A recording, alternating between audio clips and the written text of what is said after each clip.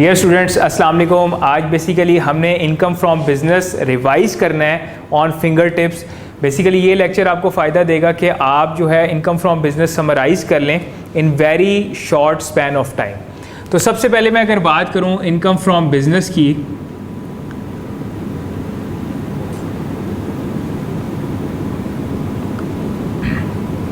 अच्छा जी, income from business है क्या? बेसिकली वो बताता है, वो कहता है बिजनेस है क्या। तो सबसे पहले आपको लॉ बताता है कि बिजनेस है क्या। तो बिजनेस में वो कहता है कि भाई ये कोई भी ट्रेड, वोकेशन, प्रोफेशन या कोई भी वन ऑफ एडवेंचर या कंसर्न हो, ठीक है, लेकिन इन दैट नेचर होना चाहिए वो, ठीक है। अदरवाइज़ नहीं। अगर एक फॉर एग्जांपल एक बंदा है, वो गाड़ी ख़रीदता है फिर बेच देता है, ख़रीदता है फिर बेचता है, उसे नहीं पसंद आती, लेकिन वो बिज़नेस नहीं कर रहा, तो इसका मतलब है वो बिज़नेस नहीं है और उसकी इनकम फ्रॉम बिज़नेस नहीं आएगी। अगर उसके बाद हम बात करें तो लॉ आपको बताता है कि एक होता है स्पेकुलेशन बिजनेस। स्पेकुलेशन बिजनेस ये क्या होता है जी? स्पेकुलेशन बिजनेस और नॉर्मल बिजनेस में क्या फ़र्क होता है? तो डिफरेंस ये होता है कि यहाँ पे फिजिकल या एक्चुअल कमोडिटीज़ का ट्रांसफ़र इन्वॉल्व नहीं होता। परचेज और सेल ऑफ कमोडिटीज़ होती हैं, लेकिन एक्चुअल फिजिकल ट्रांसफ़र नहीं होता। उसके बाद अगर हम बात करें तो बस ये एक थोड़ी सी बिज़नेस की नेचर बताता है, इनकम फ्रॉम बिज़नेस के बारे में बताता है और स्पेकुलेशन बिज़नेस। इसके अलावा जो है इनकम फ्रॉम बिज़नेस में सारी बात होती है एक्सपेंसेस के ऊपर। एक्सपेंसेस में सबसे पहले कहता है जी कौन सी डिडक्शंस आपको अलाउड होंगी। डिडक्शंस अलाउड, कौन सी डिडक्शंस अलाउड होंगी जी? तो नंबर 1 पे कहता है जी कोई भी बिजनेस पर्पस के लिए आप एक्सपेंस करेंगे वो अलाउड होगा। Holi and exclusively for the purpose of business वो एक्सपेंस आपको अलाउ होगा। उसके बाद नेक्स्ट वो बात करता है जी एनिमल की। कहता है अगर आपका कोई एनिमल डाइड या परमानेंटली यूजलेस हो जाता है तो आप उसका एक्सपेंस क्लेम कर सकते हैं। जितनी अमाउंट आपको रियलाइज़ हो रही है वो माइनस कर लें और जितने का ख़रीदा था यानी कॉस्ट माइनस अमाउंट रियलाइज्ड वो आप उसका एक्सपेंस क्लेम कर लें। उसके बाद नेक्स्ट वो कहता है कि भाई कैपिटल नेचर के एक्सपेंडिचर जो यानी आपको डेप्रिशिएबल एसेट है या इंटेंजिबल एसेट है तो उसकी आपको डेप्रिसिएशन या अमोर्टाइजेशन का क्लेम मिल जाएगा। इसके अलावा आपको कोई भी क्लेम नहीं मिलेगा। उसके बाद अगर मैं बात करूं तो वो लॉ बड़ा इंपॉर्टेंट एक सेक्शन 21 डिस्कस करता है, जिसमें कहता है deductions not allowed. Not allowed यानी कौन से ऐसे एक्सपेंडिचर हैं जो आपने इनकार किए हैं लेकिन फिर भी आपको नहीं मिलेंगे। उसके अंदर अगर हम बात करें तो सबसे पहले कहता है इनकम टैक्स। अगर आपने कोई इनकम टैक्स पे किया है, चाहे पाकिस्तान में पे किया है चाहे फॉरेन में पे किया है, उसके ऊपर आपको एक्सपेंस अलाउड नहीं है। नंबर 2 अगर मैं बात करूं तो नंबर 2 वो कहता है कि अगर आपका किसी ने विद होल्डिंग टैक्स काट लिया, डिडक्टेड या कलेक्टेड, आपका वो किसी ने विद होल्डिंग टैक्स काट लिया तो आप उसे एक्सपेंस के तौर पे क्लेम नहीं कर सकते। अच्छा, इन दोनों को आप क्या क्लेम करते हैं? Tax credit.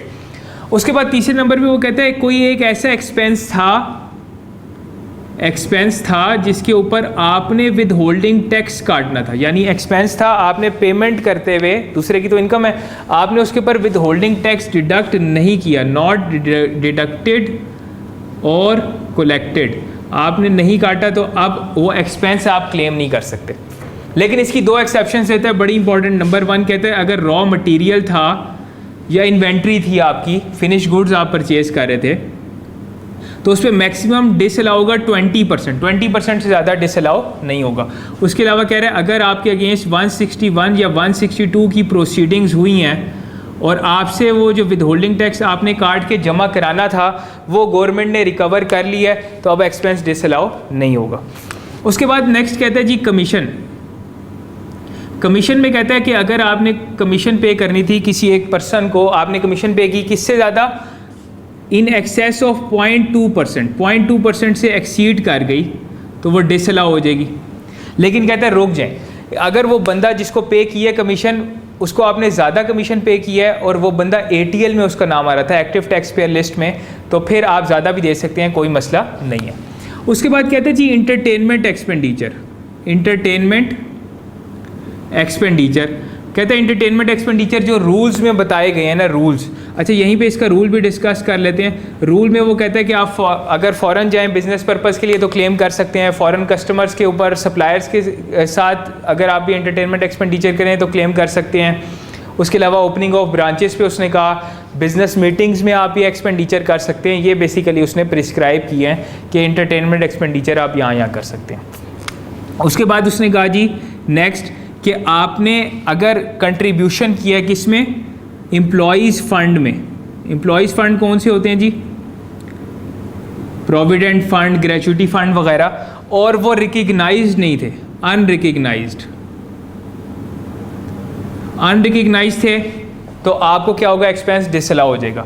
और दूसरे एंड पे अगर आपने एम्प्लॉयज़ फंड में कंट्रीब्यूट किया और अंडर सेक्शन 149 विद होल्डिंग के मेजर्स नहीं लिए गए थे वहाँ पे, तो तब भी आप अगर जो उसमें कंट्रीब्यूट कर रहे हैं वो डिसअलाउ हो जाएगा। उसके बाद नेक्स्ट कहता है अगर आप कोई फ़ाइन या कोई पेनल्टी वगैरह पे करते हैं और वो against any law, rules and regulations के अगेंस्ट है, यानी गवर्नमेंट का कोई लॉ था उसकी वायलेशन आपने की है, उसके अगेंस्ट आपके ऊपर कोई फ़ाइन या पेनल्टी पे इम्पोज किया गया है, तो ये आप एक्सपेंस क्लेम नहीं कर सकते। हाँ, अगर दो पार्टीज़ हैं, फॉर एग्जांपल मिस्टर ए और मिस्टर बी आपस में कॉन्ट्रैक्ट करते हैं और कॉन्ट्रैक्ट के अगेंस्ट वो कॉन्ट्रैक्ट में एक पेनल्टी पे की गई है, वो एक्सपेंस क्लेम की जा सकती है। इसके अलावा जी लॉ कहते हैं आपको पर्सनल एक्सपेंसेस आप क्लेम नहीं कर सकते। ज़ाहिर बात है वो ड्राइंग्स होती हैं, वो आप क्लेम नहीं कर सकते। इसी तरह अगर आप मेंबर हैं किसके, AOP के, तो AOP आपको जो अमाउंट्स दे रही है, फॉर एग्जांपल AOP अपने मेंबर्स को सैलरीज देती है, इंटरेस्ट की पेमेंट कर रही है, कोई कमीशन दे रही है, जो अमाउंट भी पे कर रही है वो AOP एज एक्सपेंस क्लेम नहीं कर सकती। उसके बाद अगर कोई अमाउंट कैपिटलाइज्ड हो जाती है, कैपिटलाइज्ड या रिज़र्व फंड में चली जाती है, तो वो भी आपकी एक्सपेंस के तौर पे क्लेम नहीं होगी। नेक्स्ट अगर बात करें जी बैंकिंग चैनल की, तो ये भी बड़ी इंपॉर्टेंट प्रोविज़न है। बैंकिंग चैनल में याद रखिएगा वो कहता है अगर कोई सिंगल अकाउंट हेड आपका 250,000 से एक्सीड कर जाए तो उसकी पेमेंट बैंकिंग चैनल से होनी चाहिए। अगर नहीं होंगी तो वो आपने अकाउंट हेड सेलेक्ट कर लेना है। हाँ, उसके अंदर जो पेमेंट्स आपकी 25,000 की एक ट्रांजैक्शन होगी वो आप कैश में दे सकते हैं। इसी तरह utility bills, free charges, postage, इसके अलावा गवर्नमेंट के जो भी पेमेंट्स हैं वो आप कैश में जितनी मर्जी हो आप कर सकते हैं, तो वो आपको डिसअलाउ नहीं होंगी। उसके अलावा अकाउंट हेड ओवरऑल 2.5 लाख से एक्सीड कर जाएगा तो बैंकिंग चैनल से पेमेंट्स होनी चाहिए। फिर आप उसकी इंडिविजुअल ट्रांजैक्शंस को स्क्रूटनाइज करेंगे और जो जिनके ऊपर वो एप्लीकेबल नहीं है उनको इसी तरह जाने देंगे। उसके बाद वो कहते हैं जी सैलरी, कहते हैं सैलरी भी आपने बैंकिंग चैनल से पे करनी है। सैलरी बैंकिंग चैनल से क्या पे करनी है, पर मंथ 25,000 से ज़्यादा अगर होगी ना, पर मंथ 25,000 से ज़्यादा, तो आपने बैंकिंग चैनल से पे करनी है, वरना डिसअलाउ हो जाएगी। उसके अलावा कुछ और वो बातें करता है, यूटिलिटीज़ के केस को डिस्कस करता है। उसके अलावा ये अभी तक प्रिस्क्राइब्ड है, इसके रूल्स नहीं बताए गए। उसके बाद फार्मास्यूटिकल मैन्युफैक्चरर्स के लिए कहता है जी, फार्मास्यूटिकल मैन्युफैक्चरर्स को कहता है कि अगर ये एडवर्टिजमेंट और पब्लिसिटी 10% ऑफ टर्नओवर से ज़्यादा करेंगे तो एक्सेस डिसअलाउ हो जाएगा। और एंड में अनरजिस्टर्ड पर्सनस के अगेंस्ट जो है वो कहता है कि उनको आप एक हद तक सप्लाई कर सकते हैं, अनरजिस्टर्ड आपके कस्टमर्स, तो उनको भी उनसे अगेंस्ट अगर आप उनको करेंगे सेल्स तो उनके अगेंस्ट जो भी आपके एक्सपेंसेस होंगे वो डिसअलाउ हो जाएंगे। अच्छा, ये बड़ा इंपॉर्टेंट सेक्शन है इसलिए मैंने इतना डिटेल बताया। उसके बाद अगर बात करें हम, तो अब इनकम फ्रॉम बिजनेस बात ही करेगा एक्सपेंसेस की। सारी ये भी एक्सपेंसेस की बात हो रही थी, आगे भी एक्सपेंसेस की बात की जाएगी। आगे क्या बात कर रहा है जी, आगे वो कहता है कि भाई आपने ना नोशनल एक्सपेंसेस जो है ना वो क्लेम नहीं करने, नोशनल एक्सपेंसेस क्लेम नहीं करने। नोशनल कौन से होते हैं, जो एक्चुअल नहीं होते, रियलाइज नहीं होते, जैसे unrealise exchange gain loss, provision for bad debts, provision for inventory, ये आपने क्लेम नहीं कर रहे हैं, नंबर 1। नंबर 2 क्या कहते हैं जी, नंबर 2 कहते हैं scientific research, scientific research expenditure जो है ये आप क्लेम कर सकते हैं। इसकी 2 कंडीशंस है। 2 कौन सी कंडीशंस है जी, एक तो पाकिस्तान में इनकर होना चाहिए और number 2 for the purpose of business होना चाहिए। उसके बाद आपका जी next employee training and facilities. Employee training and facilities में कहता है कि बेसिकली ना इसमें 3 जगह आप एक्सपेंडिचर कर सकते हैं। कौन से 3 जगहों पे आप एक्सपेंडिचर कर सकते हैं? नंबर 1, अगर एम्प्लॉयर अपने एम्प्लॉयज़ के और उनके डिपेंडेंट्स के लिए कोई एजुकेशनल इंस्टीट्यूशन या हॉस्पिटल बना दे तो उसके एक्सपेंडिचर। नंबर 2 वो कहते हैं अगर गवर्नमेंट कोई इंडस्ट्रियल वर्कर्स के लिए उन्होंने कोई बनाया हुआ इंस्टीट्यूशन तो आप उसमें पैसे दे सकते हैं, उसमें आप एक्सपेंस इनकर कर सकते हैं। और तीसरे नंबर पे वो कहते हैं अगर कोई scheme approved by the board है तो आप उसके अंदर एक्सपेंडिचर आप किसी सिटीज़न ऑफ पाकिस्तान को वो ट्रेनिंग करा सकते हैं। तो ये आपको 3 जगह पे एक्सपेंडिचर अलाउड है। नेक्स्ट वो बात करते हैं जी किसकी? प्रॉफिट ऑन डेट यानी इंटरेस्ट और लीज़ की, जो इंपॉर्टेंट आपकी ट्रीटमेंट्स हैं। अच्छा, प्रॉफिट ऑन डेट में वो कहता है कि भाई ये जो डेट लिया है ना, आपने लोन लिया है, ये for the purpose of business होना चाहिए, यानी इसका जो पर्पज़ है वो बिजनेस होना चाहिए। और लीज़ में क्या कहता है? अच्छा जी, लीज़ जो है ना टैक्स वाले नहीं मानते, तो उसमें वो कहते हैं कि अकाउंटिंग डेप्रिसिएशन को ऐड बैक करें, इसको क्या करें? ऐड बैक, ये हम नहीं मानते। इसी तरह अकाउंटिंग का जो इंटरेस्ट रिकॉर्ड हुआ है इसके ऊपर, ये भी हम नहीं मानते। हमसे क्या क्लेम करें? Lease rentals. तो जो लीज रेंटल्स हैं वो आपने क्लेम कर लेने। ठीक हो गया। उसके बाद वो बात करता है नेक्स्ट जी बैड डेट्स की। इससे नीचे आ जाए तो वो बात करता है बैड डेट्स की।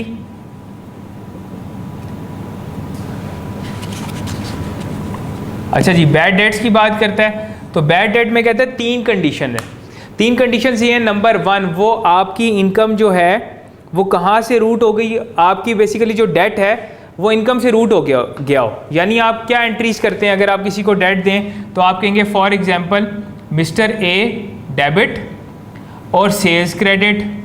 तो इस तरह की एंट्री जब मिस्टर ए जो है वो क्या करेंगे, वो बैड डेट हो जाएंगे, तो ये आपको अलाउ होगी। हाँ, किसी को आप पैसे भी तो दे सकते हैं, जैसे फॉर एग्जांपल मिस्टर ए आपने किए डेबिट और आपने बैंक या कैश क्रेडिट कर दिया। अब बैंक या क्रेडिट इनकम से तो रूट होके नहीं जाएगा, ये तो आपकी बैलेंस शीट आइटम है, तो इस पे आपको बैड डेट रिकग्नाइज नहीं करने देंगे टैक्स वाले। हाँ, ये सिर्फ बैंक्स को अलाउड है। अच्छा, उसके अलावा 2 कंडीशंस और बताता है कि जी अकाउंट्स में भी आपने राइट ऑफ कर दिया हो और विद रीज़नेबल आपके पास एक्यूरेसी हो कि अब ये आपको जो है रिकवरेबल नहीं है। जब बैड डेट रिकवर्ड होता है, ठीक है, तो उसका एक अलग फार्मूला है, वो आप याद रखें। बैड डेट रिकवर्ड जो है वो बड़ा इंपॉर्टेंट है वो भी, तो उसकी भी आपने एंट्री याद रखनी है। अच्छा, इसके बाद अगर मैं बात करूं तो भाई अब वापस आते हैं यहाँ पे वापस आते हैं तो उसमें वो क्या बात करता है, यहाँ पे ये बात करता है कि भाई आपका मोड कौन सा, ये एक्रूअल बेसिस पे टैक्स होगा या कैश पे? एक्रूअल पे होगा या कैश बेसिस पे टैक्स होगा इनकम फ्रॉम बिजनेस? तो कहता है कि अगर आप कंपनी है ना, कंपनी के लिए सिर्फ एक्रूअल मॉडल है, एक्रूअल मॉडल। और अगर आप कंपनी नहीं है, यानी आप इंडिविजुअल हैं या एओपी हैं, तो उस केस के अंदर आप कैश भी यूज़ कर सकते हैं और आप एक्रूअल भी यूज़ कर सकते हैं, आपकी मर्ज़ी है। लेकिन जो एक दफ़ा यूज़ करेंगे वही आपने रेगुलरली एम्प्लॉय करना है, ठीक है, वही आपने रेगुलरली एम्प्लॉय करना है, उसको चेंज नहीं करना। कैश मॉडल क्या होता है भाई? इनकम तब रिकॉर्ड करें जब रिसीव हो गई है, रिसीव्ड बेसिस, और एक्सपेंस कब रिकॉर्ड करें? ऑन पेड बेसिस, ठीक है। और एक्रूअल क्या होता है? एक्रूअल रिसीवेबल और पेएबल बेसिस पे आपने रिकॉर्ड करना होता है इनकम और एक्सपेंस को। अच्छा, एक और चीज़ बड़ी इंपॉर्टेंट वो बात करता है, वो कहता है जो लोग कैश मॉडल यूज़ कर रहे हैं, कैश मॉडल, उनके पास ये ऑप्शन है कि वो प्राइम कॉस्ट मेथड भी यूज़ कर सकते हैं, प्राइम कॉस्ट मेथड, और साथ में एब्जॉर्प्शन भी यूज़ कर सकते हैं। उनके पास ऑप्शन है, ठीक है, दोनों कर सकते हैं। लेकिन जो एक्रूअल यूज़ कर रहे हैं उनके पास ऑप्शन नहीं है, वो सिर्फ एब्जॉर्प्शन कॉस्ट मॉडल ही यूज़ करेंगे। लेकिन जो भी जिनके पास ऑप्शन है, जो भी एक दफ़ा अडॉप्ट कर लें, कंटिन्यूसली उसी को ही लेकर चलेंगे। अच्छा जी, आगे बात करते हैं कुछ बड़े इंपॉर्टेंट एक्सपेंडिचर्स आपके कौन से। यहाँ पे अगर हम इसको आगे लेके चलें तो सबसे पहले वो बात करता है डेप्रिसिएशन की। डेप्रिसिएशन बड़ा इंपॉर्टेंट एरिया आपका। अच्छा, डेप्रिसिएशन में वो क्या कहता है, डेप्रिसिएशन के अगर मैं की फीचर्स यहाँ पे नोट डाउन करूँ तो सबसे पहले वो बात करता है डेप्रिसिएशन एक्सपेंस की। डेप्रिसिएशन एक्सपेंस में कहता है आपने WDV मेथड जो है वो अडॉप्ट करना है, रिटर्न डाउन। अगर पार्टली यूज कर रहे हैं तो अपोर्शन करेंगे बिजनेस प्रोपोर्शन में। उसके अलावा क्या बात करता है जी, रेट्स की। रेट्स क्या हैं, रेट्स का एक सिंपल मेथड आपको बताता हूं। बिल्डिंग देखें सबसे ज़्यादा लॉन्ग लास्टिंग एसेट होता है, तो बिल्डिंग के केस में लॉ कहता है 10%, और कंप्यूटर हार्डवेयर वगैरह टेक्नोलॉजी रिलेटेड है तो कंप्यूटर का आपने याद रखना है 30%। बाकी ऑल अदर का जो है, ऑल अदर के केस में 15%। उसके अलावा ये तो हो गई आपकी डेप्रिसिएशन की मोटी मोटी रिवीजन। अच्छा जी, उसके बाद नेक्स्ट वो क्या बात करता है डेप्रिसिएशन के बाद। डेप्रिसिएशन के बाद कहता है कि गेन लॉस के अंदर कुछ वो एक्सेप्शनल पॉइंट्स बताता है गेन लॉस के अंदर। अच्छा जी, गेन लॉस में क्या एक्सेप्शनल पॉइंट्स आपके साथ डिस्कस करता है। एक आपको कहता है गेन लॉस का सिंपल फार्मूला है consideration received minus WDV of the asset, यही बात करता है यहाँ पे। लेकिन एक चीज़ याद रखें कि यहाँ पे अगर वो कहता है इमोल प्रॉपर्टी है, इमोल प्रॉपर्टी है और उसकी कंसीडरेशन रिसीव्ड उसकी कॉस्ट से भी बढ़ गई, उसकी कंसीडरेशन रिसीव्ड उसकी कॉस्ट से भी बढ़ गई, तो अब क्या करेंगे आप, अब उसकी कॉस्ट को रिप्लेस करेंगे, यानी कॉस्ट को रिप्लेस करेंगे और यहाँ पे कॉस्ट इक्वल्स टू कंसीडर, जो उसकी कंसीडरेशन रिसीव्ड है वो कॉस्ट की इक्वल ले लेंगे आप। दूसरे नंबर पे एक और बात करते हैं एक्सपोर्ट्स के केस में। एक्सपोर्ट्स में वो कहता है कि इसकी जो भी कंसीडरेशन रिसीव्ड है ना आप, वो आपने नहीं लिखनी, जो उसकी कॉस्ट थी ना वही इसकी कंसीडरेशन रिसीव्ड समझी जाएगी।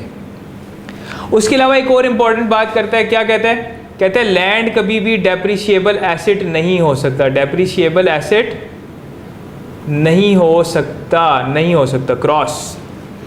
उसके अलावा एक और बात करता है जी vehicle, vehicle not plying for higher.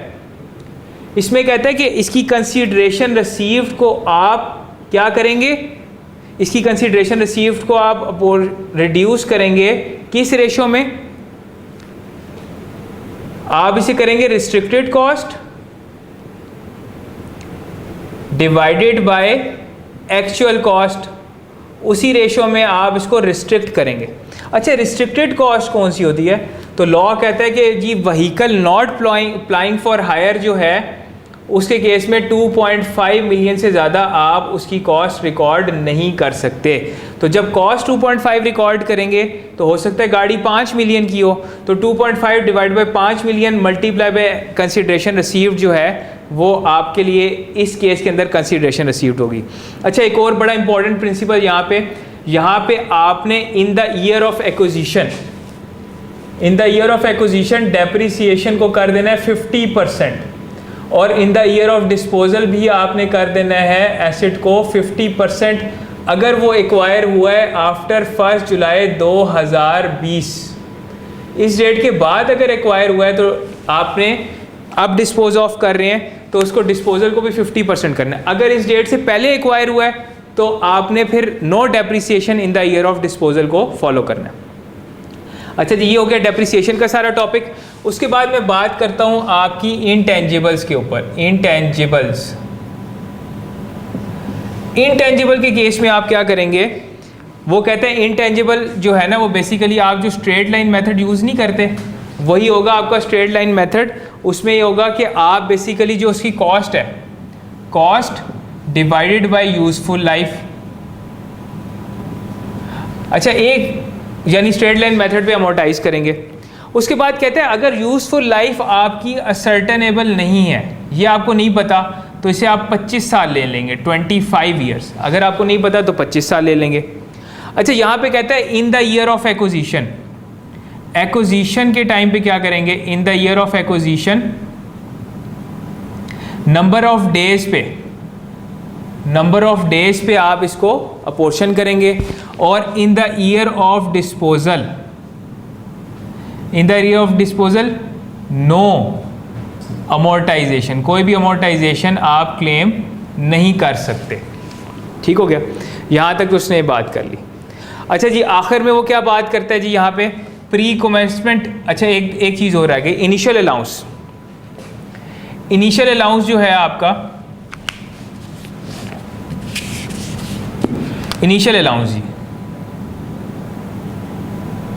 Allowance मिलता है किसके ऊपर, एलिजिबल डेप्रिशिएबल एसेट। लेकिन अगर मैं इसको न्यूमेरिकल पॉइंट ऑफ व्यू से डिस्कस करूं तो इनिशियल अलाउंस आपको मिलेगा जी किसके ऊपर, प्लांट एंड मशीनरी के ऊपर। या तो वो बिल्कुल ब्रांड न्यू हो, या वो सेकंड हैंड हो, यूज हो, लेकिन नॉट यूज्ड इन पाकिस्तान, पहले पाकिस्तान में इस्तेमाल ना हुई हो, बाहर के मुल्क इस्तेमाल हुई हो, वहाँ से आप करें तो आपको इनिशियल अलाउंस मिल जाएगा 25% of the cost of plant and machinery.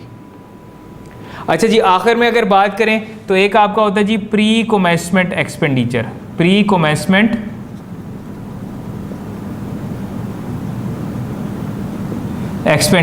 अच्छा जी, ये क्या होता है जी, ये प्री कमेंसमेंट एक्सपेंडिचर वो एक्सपेंडिचर होता है जो आपको बेसिकली बिजनेस कमेंस करने से पहले आप इनकर करते हैं, ये होता है प्री कमेंसमेंट। अच्छा, इसको अमोर्टाइज करते हैं 20% 5 सालों के लिए।